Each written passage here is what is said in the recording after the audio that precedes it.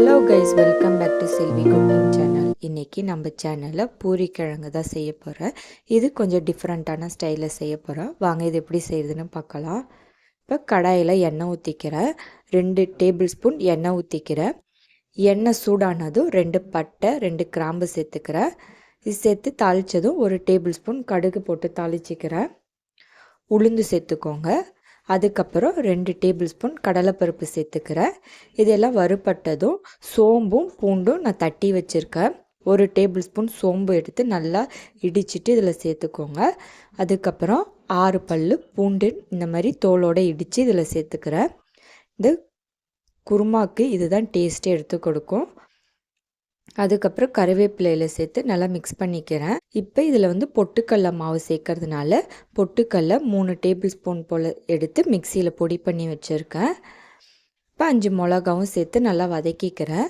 இதில் 5 வெங்காயம் சேர்த்துக்க. நீங்கள் எவ்வளோ குருமா வைக்கிறீங்களோ அதுக்கேற்ற மாதிரி வெங்காயம் எடுத்துக்கோங்க. வெங்காயம் சேர்த்து நல்லா வதக்கிக்கலாம். நல்லா வெங்காயம் வதங்கட்டும்.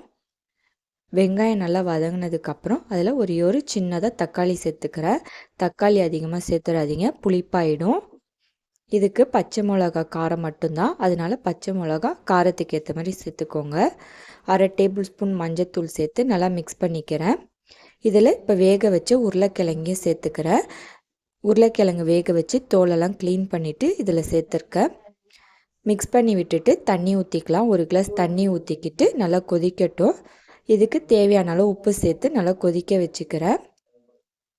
இது கொதிக்கிற டைமில் நம்ம பொடி பண்ணி வச்ச பொட்டுக்கடல பவுடர் இருக்குல்ல, அதில் தண்ணி ஊற்றி நல்லா கரைச்சிக்கோங்க.